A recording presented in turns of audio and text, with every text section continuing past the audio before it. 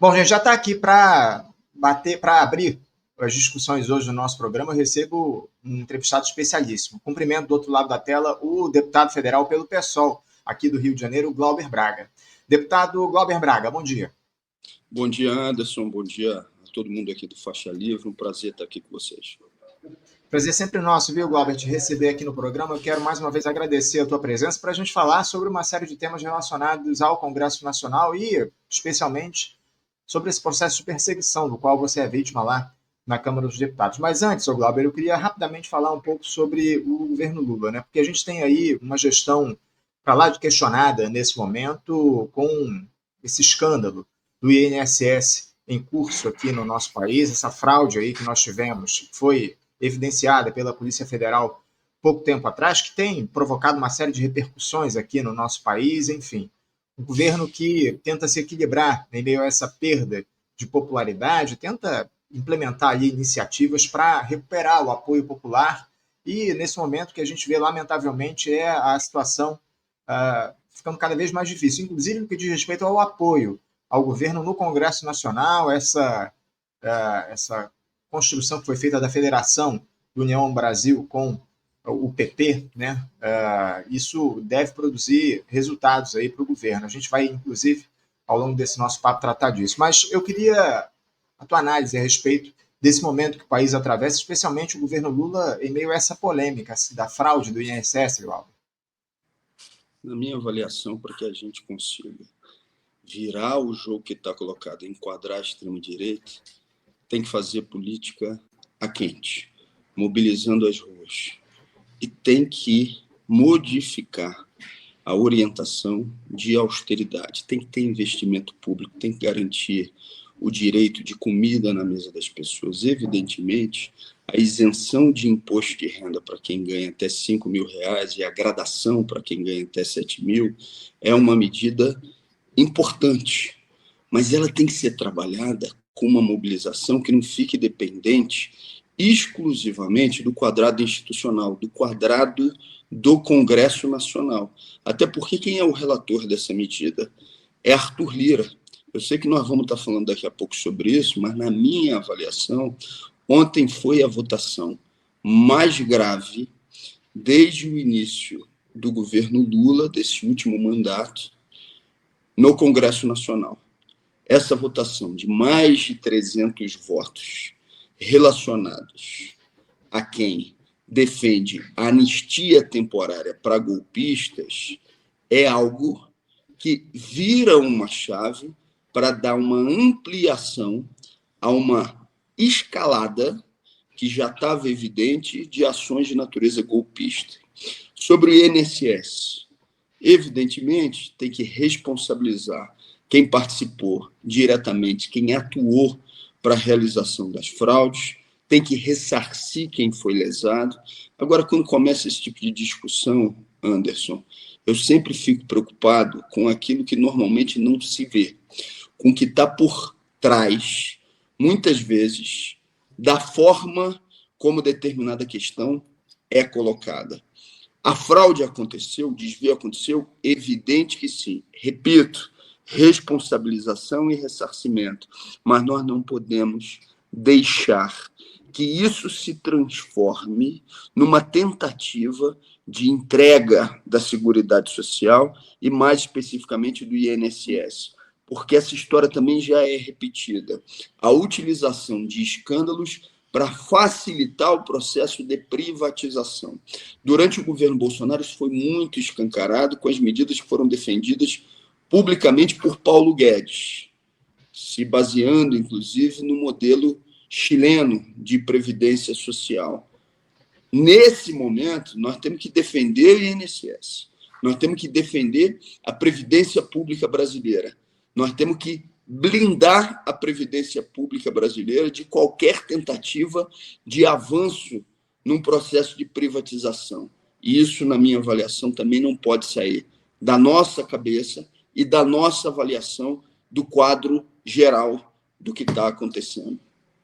Não tenha dúvidas, né, Glauber? A gente precisa, acima de tudo, defender o INSS, as instituições do Estado, acima de tudo, como a gente observa nesse caso, não dá para condenar, obviamente, no Instituto. Glauber, passada essa introdução que a gente faz, eu tenho muitos temas para tratar lá do parlamento. Eu já queria entrar logo, porque o nosso tempo aqui é curto, eu queria trazer já essa análise a respeito, primeiro, desse projeto de lei que aumenta em 18 o número de parlamentares, elevando o total de 513 para 531 deputados no nosso país. De acordo com essa proposta, que foi aprovada pelo Congresso Nacional essa semana, o impacto anual é de 64,6 bilhões de reais, o que seria resolvido com o remanejamento de recursos já previstos no orçamento. Foram 270 votos a favor e 207 contra na Câmara dos Deputados. Na verdade, não foi o Congresso que votou ainda, foi só a Câmara. O texto agora segue para o Senado. O Supremo Tribunal Federal havia determinado, Glauber, uma revisão do número de parlamentares por Estado, por conta da mudança da demografia do país, com uma redistribuição do número de cadeiras na Câmara para cada Estado. Mas a solução encontrada, para não desagradar ninguém, foi aumentar o número de deputados. A bancada do PSOL votou contra essa proposta. Eu queria te ouvir a respeito disso, viu, Glauber? Se há chances de o Senado não aprovar esse texto, parece que o objetivo dos parlamentares é preservar os privilégios, né, Glauber? Sobre o Senado, eu não sei te dizer, Anderson. Sobre a manutenção dos privilégios, sem nenhuma dúvida.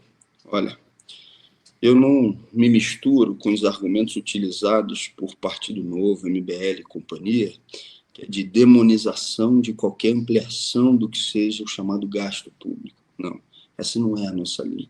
A nossa linha é o que é priorizado para que a gente tenha a ampliação dos direitos do povo. E aumentar o número de deputados não amplia os direitos do povo, nem no que diz respeito à comida na mesa, ao conjunto dos bens que são fundamentais para a sobrevivência, nem na ampliação das liberdades democráticas. Se esse recurso fosse utilizado para ampliação de instrumentos de participação direta do povo, de instrumentos de democracia participativa, evidentemente, a minha posição seria outra. Agora, por que você vai contra o sentimento majoritário do povo, que é contra, sendo redundante, a ampliação do número de deputados, se isso não é a representação de nenhum elemento de princípio? Você não está tratando de uma questão que seja fundamental, você não está atacando a representatividade, não. O que você está fazendo é aumentar o número de deputados, você não está aumentando participação política, você não está aumentando o que possa ser um ensaio de poder popular. Por esse motivo, nós votamos contrariamente, porque isso é um casuísmo para atender a privilégios e não para ampliar de maneira significativa a necessidade de participação popular na tomada de decisão. Porque se assim não fosse, não existiria orçamento secreto. Ah, não, nós estamos fazendo isso para aumentar o tamanho da política e da sua participação. Não é verdade. Porque dos 50 bilhões de reais que hoje são definidos pelo Congresso Nacional no que diz respeito às emendas, parte significativa desses bilhões é indicado para municípios sem nenhuma participação do povo brasileiro. Que esse recurso fosse utilizado, então, para ampliação da fiscalização, para a formação de comitês populares de acompanhamento de onde está sendo utilizado e gasto o dinheiro público, e não para dar manutenção a mandatos de determinados estados. Eu falo isso, inclusive, porque o Rio de Janeiro, nessa variação da análise dos dados do IBGE, poderia até perder, entre aspas, 4 cadeiras. Então, não estou falando em benefício próprio. Agora, o que eu acho que tem que ter no Rio de Janeiro? Para além da representatividade eleita, tem que ter ampliação do processo de participação do povo. Ah, isso pode custar dinheiro? Pode. Ou seja, o estabelecimento de medidas democráticas, de ampliação dos instrumentos de participação política, evidentemente não são de graça, mas isso não se faz com o aumento do número de deputados. E exatamente por isso, não só eu, como conjunto da bancada do PSOL, votou contrariamente a essa medida. Sem dúvida, uma iniciativa importante, ainda mais com o que representa essa tentativa de se ampliar o número de parlamentares. Como você muito bem colocou, isso não aumenta a representatividade do povo. O Glauber, queria já entrar nesse tema que você citou, inclusive, aí na tua fala anterior, como um dos mais graves nessa legislatura, né? A gente teve uma Para decisão... mim, o mais grave desde o início da legislatura, pelo sentido político que tem de virada de chave. Desculpa te interromper. Não, perfeito. E a gente vai explicar exatamente ao que você se refere aqui nessa tua fala, né? Porque chamou a atenção o que essa proposta pode produzir ao país em meio a esse debate sobre a anistia aos golpistas do 8 de janeiro. Primeiro, a Comissão de Constituição e Justiça, a CCJ, aprovou por 44 votos a 18 a suspensão da ação penal número 12.100 do Supremo Tribunal Federal, que tem como réus o deputado Alexandre Ramagem, o PL aqui do Rio de Janeiro, o ex-presidente Jair Bolsonaro e mais 7 pessoas por tentativa de golpe do Estado, entre outros crimes. O parecer do deputado Alfredo Gaspar, do União Brasil de Alagoas, defende o trancamento de todo o processo, que, além de beneficiar a Ramagem, abre brecha para atingir também Bolsonaro. A Constituição, no entanto, prevê a possibilidade de suspensão apenas para parlamentares e no caso de crimes cometidos após a diplomação. Votaram contra a suspensão da ação o PT, o PSB, a Federação Pessoal Rede e o governo. O PSD liberou a bancada. As outras bancadas votaram a favor da paralisação do processo no STF, inclusive os partidos do Centrão, que são aliados hoje ao governo Lula. O requerimento para travar a ação foi apresentado em abril pelo PL, após o Alexandre Ramagem e o Jair Bolsonaro se tornarem réus lá no STF. O parecer do relator prevê a suspensão de todo o processo, contudo, contraria o entendimento do Supremo. O ministro Cristiano Zanin, presidente da primeira turma, inclusive encaminhou um ofício ao presidente da Câmara, Hugo Mota, para informar que não é possível que a ação penal contra a Ramagem seja integralmente trancada. Também não há previsão legal para outros réus, como Bolsonaro, serem beneficiados. Só que isso não produziu qualquer tipo de iniciativa por parte do presidente da casa, né, Glauber? Quem, em conluio com o Centrão e a extrema-direita, levou esse pedido imediatamente para votação em plenário, sem qualquer tipo de discussão do mérito da proposta, sendo ela aprovada por 315 votos a 143. O texto já entra em vigor de maneira imediata, ainda que sejam flagrantes as inconstitucionalidades dessa matéria. Glauber, mais uma tentativa do Congresso, com um Centrão e tudo, de livrar o Bolsonaro e a sua turma de punição pela tentativa de golpe de Estado. O que é que justifica esse tipo de postura da Câmara, Glauber?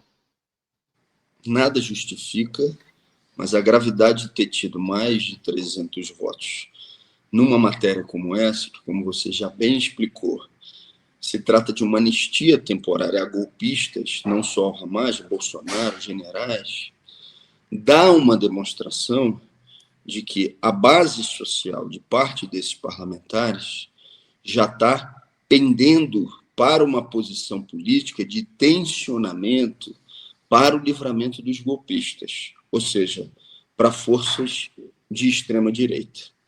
Então, ou a gente tensiona também, ocupando o espaço público, mostrando o que está acontecendo, ou não adianta chorar o leite derramado. Evidentemente, essa votação de ontem foi um ataque direto a uma decisão do Supremo Tribunal Federal, mas é um incentivo a uma escalada de natureza golpista. Quando o relator da matéria, inclusive, um bolsonarista conhecido do estado de Alagoas, se posiciona para que os efeitos do trancamento da ação penal incidam não somente sobre o Ramagem, mas também sobre Bolsonaro e demais, o que ele está fazendo? Repito, isso se trata de uma anistia temporária, para abrir espaço para a anistia permanente. É grave a votação em si, no seu conteúdo? Gravíssimo. É grave a forma como ela foi conduzida pelo presidente da Câmara? Gravíssimo. Como você disse, vota na CCJ, não estava na pauta, imediatamente vai ao plenário, e ele não estabelece discussão e encaminhamento, ele veda a discussão e o encaminhamento da proposta com a utilização do argumento de que se tratava de uma questão de foro íntimo. E é gravíssimo também que a gente tenha tido mais de 300 votos e que todos os partidos, à exceção daqueles que compõem a esquerda ou a centro-esquerda, sejam os únicos a votar contrariamente a isso, e todos os partidos do Centrão e da extrema-direita evidentemente, tenham votado a favor. Mais de 300 votos. Ou se modifica as relações sociais de entendimento do que é a representação do que está acontecendo dentro do Congresso Nacional, ou esse vai ser o aviso de outras votações que vêm daqui a pouco. Repito, de uma transição que seja de uma anistia temporária para uma anistia de caráter permanente. O que faz parte desses 300 deputados mudarem de posição? Se socialmente nas regiões eles forem cobrados por aquilo que estão votando. Do jeito que está, os golpistas ontem, e eu não estou falando só daqueles que participaram diretamente do dia 8, eu estou falando da cúpula da articulação golpista, eles celebraram. Eu não tenho dúvida que eles abriram um champanhe no jantar. Então, a gente tem que reverter esse cenário. A reversão desse cenário se dá com um processo de mobilização a quente na rua. Eu sei que nós vamos falar daqui a pouco sobre esse assunto. Eu vou estar percorrendo os 26 estados brasileiros a partir de hoje. Estou em Belo Horizonte, lá na UFMG, daqui a pouco às 18 horas. Só que esses atos, que vão rodar o Brasil inteiro, nesse momento, depois da votação de ontem, eles não podem ser só de defesa do mandato contra a tentativa injusta de cassação. Tem que ser também, necessariamente, um ato pela responsabilização dos golpistas.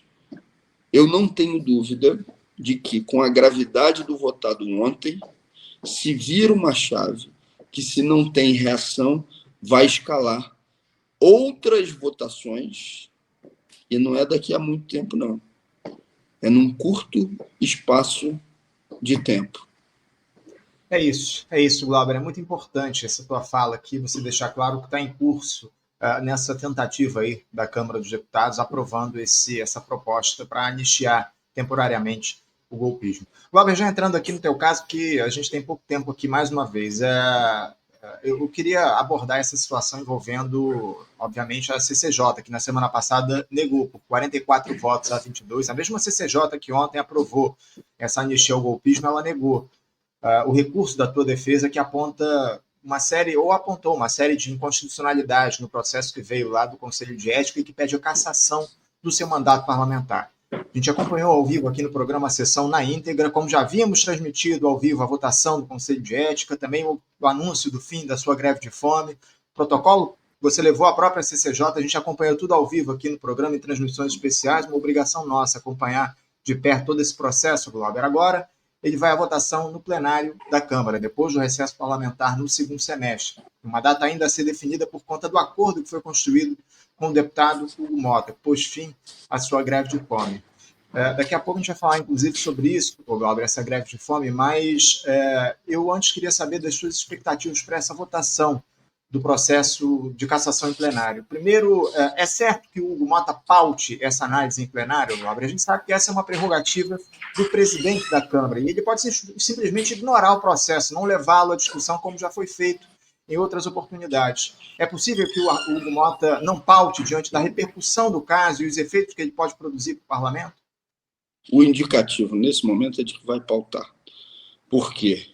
Porque, imediatamente na CCJ, eles rejeitaram o recurso. E o próprio Hugo Mota segurou a ordem do dia no plenário para que a CCJ pudesse fazer a sua manifestação. Se ele não tivesse querendo que o processo fosse à frente, ele teria iniciado a ordem do dia no prazo ou no horário que estava previamente estipulado de votações anteriores, que era a partir das 4 horas da tarde. O que eu acredito é num processo de mobilização política junto com o povo para a reversão desse cenário. Se você conversa com qualquer deputado ou líder partidário na Câmara, ele vai te dizer o seguinte: é um exagero, é desproporcional, mas Arthur Lira está irredutível. Que poder, né? Para um deputado receber algum benefício, ele tem que matar, ele tem que tentar dar um golpe de Estado, ele tem que ter reiteração em violência política de gênero. Agora, se você é deputado e defende a sua mãe, se você se defende de provocações reiteradas do MBL, se você denuncia o orçamento secreto, se você denuncia Arthur Lira, você fica ameaçado de cassação.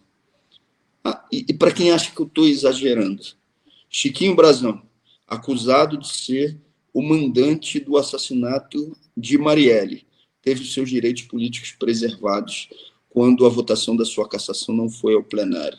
Ramagem, votação de ontem, mais de 300 votos, garantindo a ele uma anistia temporária contra uma ação penal onde ele é réu por, repito, tentativa de golpe. Gilvanda Federal. Esse cara é conhecido por atacar mulheres, por ameaçar, por ser violento. Já fez com Sâmia, já fez com a Camila Valadão no Espírito Santo, chamou a ministra Gleisi Hoffmann de prostituta, e aí tinha uma suspensão prevista de 6 meses, diminuem a suspensão dele para 3 meses. O mesmo deputado que foi o relator dessa diminuição de 6 para 3 votou a favor da minha cassação no Conselho de Ética. Esse é o cenário que nós estamos enfrentando nesse momento. Aí você acredita na virada do jogo, Glauber? Acredito porque eu acredito no povo, eu acredito na mobilização popular, eu acredito em percorrer o Brasil, em dialogar com as pessoas, mostrar o que está acontecendo. Eu acredito em soluções e alternativas que não fiquem presas ao quadrado institucional. E por que eu acredito nisso?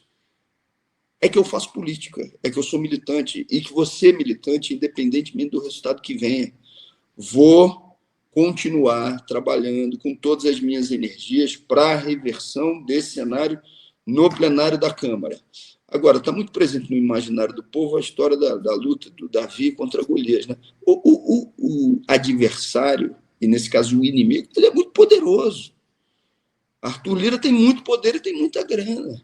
E está ligando para deputado para pedir a cassação. Está articulando isso o tempo inteiro. E o que eu tenho? Eu tenho a minha fala, a minha capacidade de me defender e de enfrentar esses inimigos. Eu tenho a solidariedade das pessoas. Do ponto de vista social, a gente já ganhou essa luta. Socialmente, as pessoas já disseram, se trata de uma injustiça, é uma perseguição política, amplificou a denúncia sobre o orçamento secreto e sobre Arthur Lira, e nós vamos continuar fazendo isso. Vamos continuar mobilizando e tocando essa agenda. Ô Glauber, como é que está o clima dentro da Câmara dos Deputados hoje, né? Porque a gente teve aí a sua greve de fome que produziu uma enorme repercussão por todo o país. Enfim, foi uma iniciativa que, num primeiro momento, havia sido questionada, inclusive por parte de uma esquerda mais combativa, mas depois se mostrou muito vitoriosa. Isso, de alguma forma, mudou o clima? Como é que estão hoje os deputados a respeito dessa tentativa de cassação, de perseguição ao seu mandato? Você acha que é possível, pelo que está construído, pelo que foi construído, pela tua mobilização, reverter o jogo? O clima mudou e a voz corrente repetitiva de que se trata de uma injustiça desproporcional e uma perseguição tocada por Arthur Lira. Isso, qualquer deputado que conversar contigo em privado vai reafirmar aquilo que eu estou dizendo. Agora, o inimigo é poderoso. Ontem saiu no Lauro Jardim, por exemplo, uma manchete que dizia: deputado do Centrão defende Glauber Braga. E aí diz: Conselho de Ética não pode ser utilizado como instrumento de vingança. Aí eu fui entrar para ver quem era o deputado que estava fazendo essa defesa. E não tinha um nome. Ele deu uma declaração em off. Por quê? Porque Lira é poderoso. Existe, para além de tudo, medo das retaliações tocadas por ele. Um deputado do partido dele, do PP, chamado Fausto Pinato, foi de maneira corajosa na Comissão de Constituição e Justiça e disse lá: olha, eu estou vendo que eu vou ser o próximo a ser cassado. Ele disse isso, mas eu vou dizer, esse orçamento secreto é um absurdo mesmo. Ou seja, a turma sabe quais são as consequências da forma de atuação do Lira. Por isso que ele tem que ser isolado socialmente. Tem que haver uma demonstração política de que não é banal a utilização de bilhões de reais para fazer chantagem, a utilização de bilhões de reais para o cometimento de todas as atrocidades que são realizadas pelo ex-presidente da Câmara. Glauber, fala menos dele. Desculpa. Sim. Primeiro que ele tem que ser enfrentado. E segundo, que falar menos dele não vai resolver o problema de uma eventual cassação. É o contrário disso. Expor publicamente o que ele está fazendo é uma necessidade política que se impõe, inclusive como tática de defesa.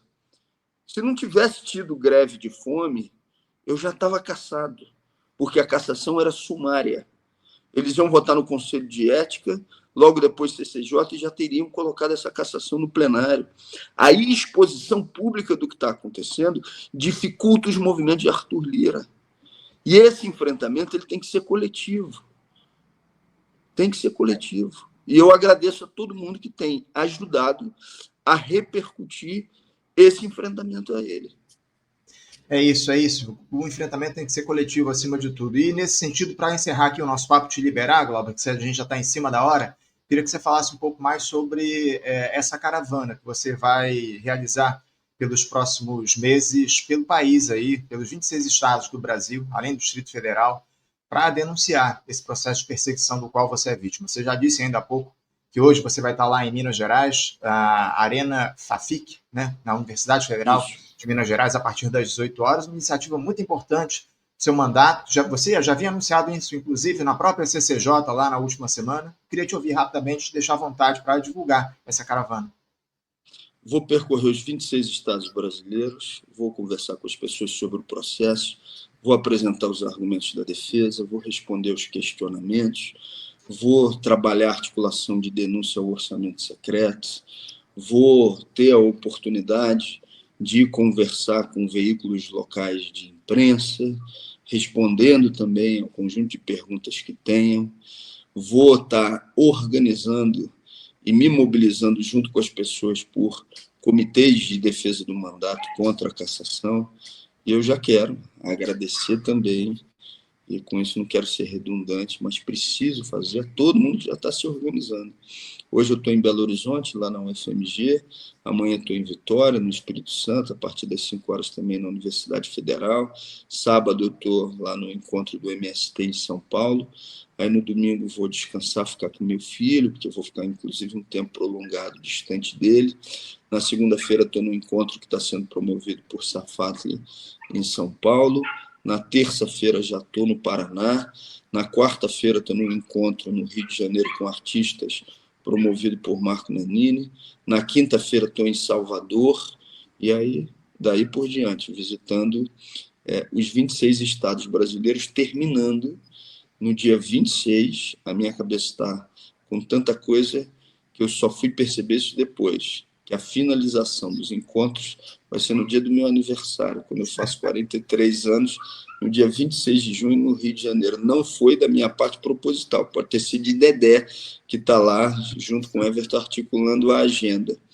E no dia 26, eu me desloco para Brasília. A previsão é de que essa votação no plenário deva acontecer no dia 1º de julho. Glauber, seguimos aqui na luta, no apoio, na mobilização pelo seu mandato popular, fundamental no nosso país. Quero deixar registrado mais uma vez a nossa solidariedade e o nosso esforço aqui em acompanhar esse processo de denunciar a perseguição da qual você é vítima. Quero te parabenizar pela força, pela coragem nessa denúncia, na luta aí pelo seu mandato, e seguimos juntos na batalha. Parabéns mais uma vez, Glauber, uma boa caravana para você, um bom dia, deixe meu abraço, viu? Obrigado, Anderson. O que tem de ser tem força. Eu acredito, sim, na virada de jogo, repito, porque acredito na mobilização e na articulação com o povo, não na defesa de um mandato especificamente, mas na defesa do que é a representação desse mandato e do que pode acontecer com uma cassação a partir do momento em que elas fazem plano federal, onde você tem um conjunto de holofote, a repercussão que isso não pode ter para outros militantes que estão nos municípios, ou vereadores que são também militantes, que estão em câmaras municipais, e que lá onde não tem os holofotes que tem no mandato federal, sofrerão as consequências de também defender posições que são contra-majoritárias. Está muito presente na boca dos políticos aquela história, não é coletivo, não é individual. principalmente em políticos de direita, mas nesse caso é coletivo mesmo, ou seja, não é uma defesa pessoal de permanência nesse espaço, até porque já há bastante tempo ficou insalubre, né? Ou seja, fazer a luta política dentro do espaço do Congresso. Se trata de um parlamento hostil, não é de hoje, mas se intensificou essa hostilidade para quem se articula com a defesa dos interesses do povo. Então, é coletivo, porque é a compreensão de que essa tarefa é exercida através do mandato de deputado federal, se os nossos inimigos conseguem nos derrubar, eles ganham força para derrubar outros. Mas a nossa luta segue firme. Muito obrigado pela solidariedade de todos vocês. Obrigado, Anderson, pelas portas sempre abertas aqui do Faixa Livre, onde eu posso estar abordando esse assunto e me mobilizando junto com vocês. Um abraço grande. Quem for de Belo Horizonte ou tiver parentes lá, não deixa de dar o aviso que hoje às 18 horas a gente está lá na Universidade Federal. Um abraço grande. Obrigado por tudo. Tá dado o recado. Seguimos na luta. Glauber fica. Grande abraço, Glauber. Até a próxima. Um abraço a Denise. Desculpa, um abraço a Denise, que eu acho que vai entrar aqui agora. Uma pessoa por quem eu tenho grande admiração. Beijão. Uma grande figura. Um grande abraço. Até a próxima, Glauber. Conversamos aqui com o deputado federal Glauber Braga, do PSOL aqui do Rio de Janeiro. Glauber, vítima, nesse momento, de um processo de perseguição lá na Câmara dos Deputados, falou sobre esse processo, falou também sobre temas importantes da Câmara ontem, essa votação que propõe essa anistia temporária aí para a turma lá do Centrão, a suspensão temporária para a turma do bolsonarismo, na verdade, né, que propôs um golpe de Estado